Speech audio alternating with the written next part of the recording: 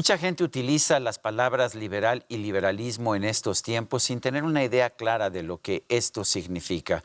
Utiliza, de hecho, las palabras para referirse a un sistema político en que se violan las libertades individuales o se restringen las libertades económicas, exactamente lo contrario de esta palabra. Pero hay un libro que se ha publicado en español que se llama La historia olvidada del liberalismo. Es de la profesora Helena Rosenblatt, profesora de historia en el Centro de Estudios de Posgrado de la Universidad de la Ciudad de Nueva York. Vamos a conversar con la profesora Rosenblatt, lo vamos a hacer en inglés y vamos a colocar subtítulos para que usted pueda escucharla o pueda leer los subtítulos en español. Professor Rosenblatt, thank you very much for this conversation. Thank you very much for inviting me. I'm delighted to be here. Professor, tell us, a lot of people are using the word liberalism or the word liberal, but sometimes with exactly the opposite meaning that I would assume the word has. It doesn't mean a defense of liberty, a defense of individual freedoms. It actually is a defense of a system, a political system, where economic freedoms or other freedoms would be restricted by the government. Why is it that we're having this, and what is the actual meaning of liberal or liberalism?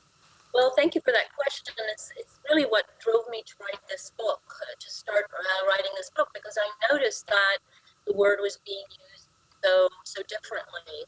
I mean, take, for example, in America, where in colloquial parlance, most people, when they use the word, they mean big government. They mean government regulate, or an openness to government regulation, the openness to a welfare state. Whereas in Europe and in the rest of the world, it tends to mean the opposite: free markets, small government. And yet people talk about this thing of coming from an Anglo-American tradition, that they have the same ancestors. They speak about John Locke, for example, or Adam Smith, or so on and so forth. And I wanted to see, how did this come about? And so what I do in my book is I explain what this word liberal has meant, going back to ancient Rome and through history, centuries of history until today, and show how these meanings, how liberalism at a certain point was coined, a cluster of ideas, and then how this was transformed over time, and how these two streams really developed, where one stream believed very much in free markets and small government, and the other stream of liberalism went more for government regulation and a welfare state. So you actually take us back to the Roman times, but was there a market at that time? Did the word liberal or liberalism mean anything in Roman times? Well, the word liberalism was really coined and the concept theorized only as an outcome of the French Revolution. And interestingly enough, it seems that the first uses of the word were in Spain. Of course, no, in Roman times, there was no such thing as liberalism. The word didn't exist. Being liberal in ancient Rome meant exhibiting the qualities of a citizen, the noble qualities of the citizen, being generous, being freedom-loving. Over time, it began to take on these other meanings and became politicized. But it really became a political movement only after the French Revolution and as a consequence of the French Revolution.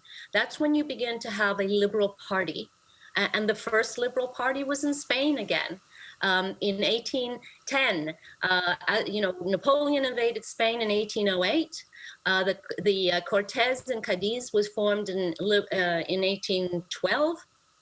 And that's really also when the word liberalism and the cluster of ideas to which it referred happened.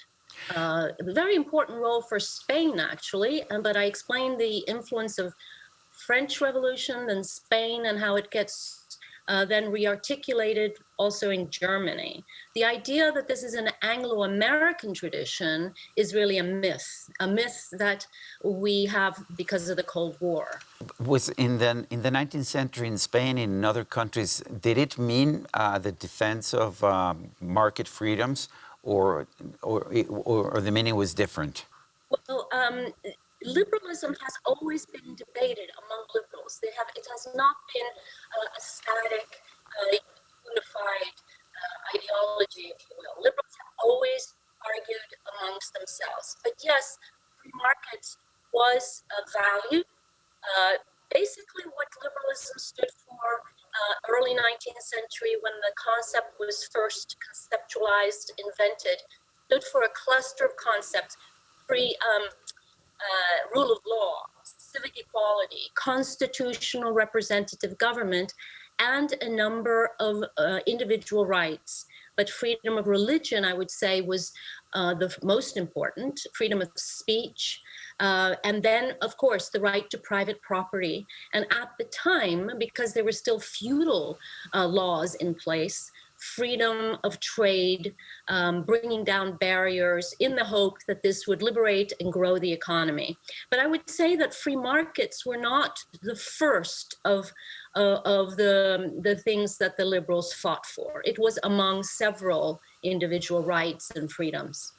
In the United States today, liberal and liberalism means actually a progressive or leftist, and it actually is it's an idea that actually promotes a greater intervention of the government in people's lives and people's economic activities. How did this happen? How did this idea of liberalism in the States moved about in such a way that it diverged, that is so divergent from what we see in Europe today? Well, what happened was in the middle of the 19th century and towards the end, as liberals began to see the transformations in the economy and new problems caused by industrialization and urbanization, first in England, but they sensed that it was coming to France and Germany as well. They saw the problems being created, particularly in the cities, the growth of a class of poor working people who seemed not to be able to pull themselves out of poverty. A new word was used, pauperism, kind of, people who are basically stuck. And at that point, in England and in France and in Germany, liberals began to be interested in this group of thinkers, these German thinkers who were speaking about government intervention and how it was a moral duty of the government to step in to cure these problems, to do something about it. They felt that, looking at England, free markets or freedom, they needed things like laws to limit factory work for children, for women, for men. You needed other insurance issues, such things. They thought that the government should intervene. Other people, other liberals, however, said, no, that's not the way to go. What we need is even freer markets. That's what's going to raise the level of the worker and disseminate more wealth. So it was really an argument among liberals, which was the best way to go. And it created this thing called new liberalism, which was these liberals more inclined to government intervention. It was that liberalism that came to America in early 20th century, and that's really when Americans started to talk about liberalism in this way and liberal politics in this way. Prior to that, it had been considered really a European phenomenon, a European cluster of concepts.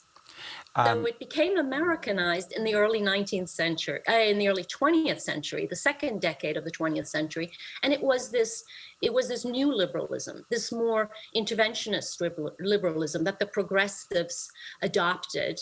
Woodrow Wilson was one such liberal. You can really see him, President Wilson, describing himself as the progressive around 1912, and then starting to call himself a liberal in 1917.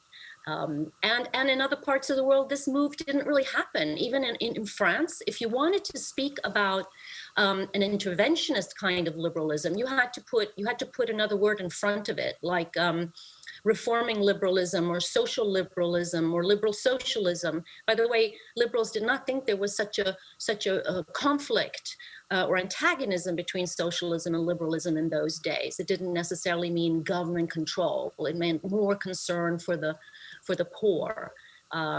Private property was fine. You just wanted to regulate markets and so on and so forth. So that's really how it happened. The split happened in the end of the 19th century, I would say. In the late 1980s and early 1990s, we saw the collapse of the Soviet Union and other socialist regimes. Some people thought that this was the beginning of the end of history, that liberal democracy and free markets would prevail throughout the world. However, over the past few years, we've seen a number of books, a number of arguments indicating that liberalism has failed and that we have to rethink, what we're going to do, and that we have to have a more socially oriented political system. What do you make of this discussion? I think it's interesting, and here again, history can lend some light on our current problems, this crisis of liberal democracy that we really see around the world today. I mean, look, even in America, we had Trump. The fact that he was not reelected is a good thing for liberal democracy. But let's remember that 70 million Americans voted for him. So even in America, we have this problem of rising populism and an attack basically on everything liberal democracy stands for. History can show us that this is nothing new, really. Liberalism has from the beginning been up against formidable odds and very powerful enemies who in fact appealed to the people over representative government.